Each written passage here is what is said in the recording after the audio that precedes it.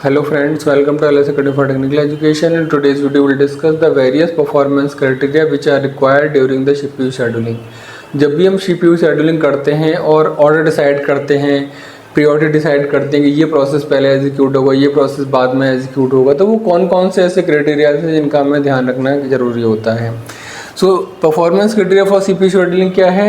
Whenever we decides the order and priority of the process to use the CPU time, then it will be based on the various criteria.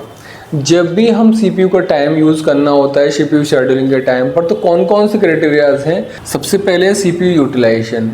CPU utilization क्या specify करता है? CPU utilization specify the how much time the CPU is being used to execute the process. कोई भी process execution जब होता है उसके द्वारा CPU का, तो कितना CPU का टाइम वो प्रोसेस यूज़ कर रहा है, वो उसका क्या कहलाता है? CPU यूटिलाइजेशन कहलाता है.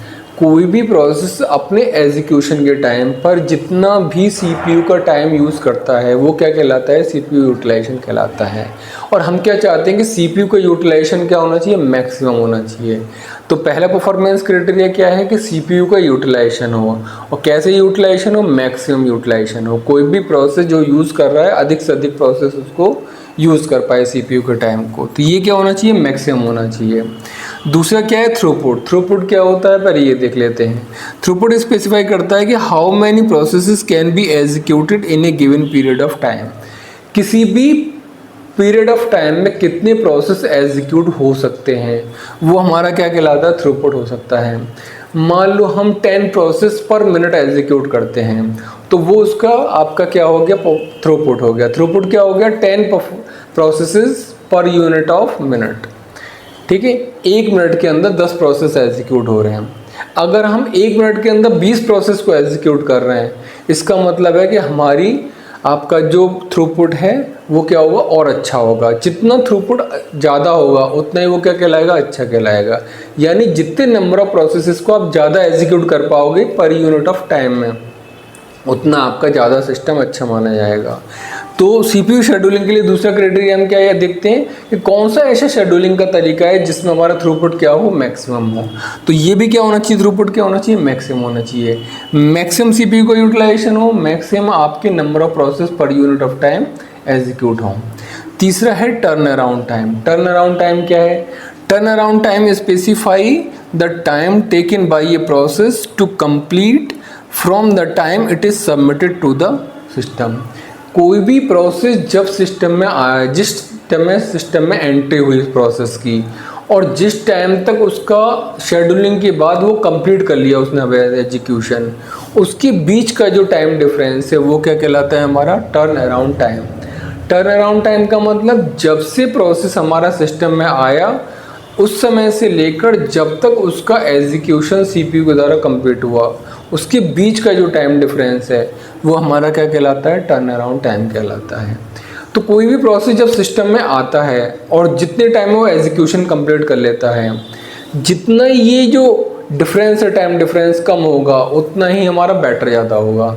यानी कोई भी प्रोसेस सिस्टम में आ रहा है और वो जल्दी से जल्दी अपना जो भी उसको काम असाइन किया गया वो पूरा कर लेता है, तो वो बेटर माना जाता है. यानी टर्न अराउंड टाइम किसी भी प्रोसेस के लिए जितना कम होगा कि भाई आप आए, आपका तुरंत काम हो गया, इसका मतलब है कि आपका सिस्टम की परफॉर्मेंस अच्छी है. तो ये क्या होना चाहिए? टर्न अराउंड टाइम मिनिमम होना चाहिए. यानी कि कोई भी प्रोसेस आया सिस्टम में और उसका जो भी उसे एग्जीक्यूशन करना है जल्दी से जल्दी उसका पूरा हो गया, तो वो सिस्टम आपका बेटर है. वो भी हमारा CPU शेड्यूलिंग का एक परफॉर्मेंस क्राइटेरिया है कि हमें प्रोसेस को इस तरीके से शेड्यूल करना है कि जो प्रोसेसेस हैं उनका टर्न अराउंड टाइम कम हो. तो टर्न अराउंड टाइम क्या है? Time of completion minus time of arrival.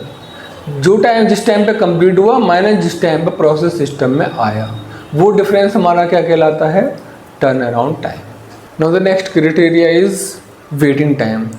Waiting time क्या होना चाहिए? मिनिमम होना चाहिए. वेटिंग टाइम क्या स्पेसिफाई करता है? It specify the time spent by the process in a ready queue before it can be executed. कोई भी प्रोसेस अपना एग्जीक्यूशन स्टार्ट होने से पहले रेडी क्यू में जितना भी टाइम स्पेंड कर रहा है वो सारा टाइम आपका क्या कहलाता है, वेटिंग टाइम। तो वेटिंग टाइम क्या है, किसी भी प्रोसेस का एग्जीक्यूशन स्टार्ट होने से पहले जितना टाइम वो अपना किस में लगा रहा है, रेडी क्यू में लगा रहा है, वो सारे टाइम क्या कहलाता है, आपका वेटिंग टाइम कहलाता है। और इसको हम कैसे निकाल सकते हैं, waiting time equal to turn around time. Turn around time मतलब जब से सिस्टम में आया और जब तक कंप्लीट हुआ, माइनस बीटी। बीटी मतलब बस्ट टाइम, बस्ट टाइम मतलब एग्जीक्यूशन टाइम। कोई भी प्रोसेस सिस्टम में आया और जब तक उसने सिस्टम में अपना एग्जीक्यूशन कंप्लीट किया, वो उस टाइम में से जितनी देर एग्जीक्यूट हुआ। भाई एक प्रोसेस सिस्टम में आया, सिस्टम में उसने अपना एग्जीक्यूशन कंप्लीट किया लास्ट में, और उसमें से हमने जो एग्जीक्यूशन का टाइम था, भाई जितनी देर एग्जीक्यूट किया, वो टाइम अगर हम घटा दें तो हमें पता लग जाएगा कितनी देर उस प्रोसेस ने वेट किया रेडी क्यू में। Now the last criteria is the response time. Response time क्या है, रेस्पॉन्स टाइम वो टाइम है कि कोई भी प्रोसेस सिस्टम में आया और जब वो पहली बार एग्जीक्यूशन के लिए गया और उसने एग्जीक्यूट हुआ प्रोसेस और कुछ रेस्पॉन्स उसने प्रोड्यूस किया, वो बीच का टाइम आपका क्या कहलाएगा, रेस्पॉन्स टाइम। क्योंकि वो टर्न अराउंड टाइम नहीं कहलाएगा। कोई टर्न अराउंड टाइम में क्या है कि सिस्टम में आया और जब तक उसे बार बार, मान ली हो सकता है 4 बार उसे CPU अलॉट हो, तो जब तक उसका एग्जीक्यूशन कंप्लीट नहीं हो जाएगा, वो बीच का टाइम क्या है, टर्न अराउंड टाइम। लेकिन रेस्पॉन्स टाइम क्या है कि सिस्टम में आया और जब वो CPU उसे अलॉट होने के बाद पहली बार प्रोसेस ने रेस्पॉन्स जनरेट किया, वो बीच का टाइम क्या कहलाएगा, रेस्पॉन्स टाइम कहलाएगा। ठीक है, तो रेस्पॉन्स टाइम नॉर्मली कम होगा, उसके मुकाबले टर्न अराउंड क्या है, कम स्टार्ट से लेकर प्रोसेस जब सिस्टम में आया वहाँ से लेकर कंप्लीशन के बीच में। रेस्पॉन्स टाइम क्या है, सिस्टम में आया वहाँ से लेकर पहली बार जब वो CPU अलॉट हुआ उसके बीच का टाइम।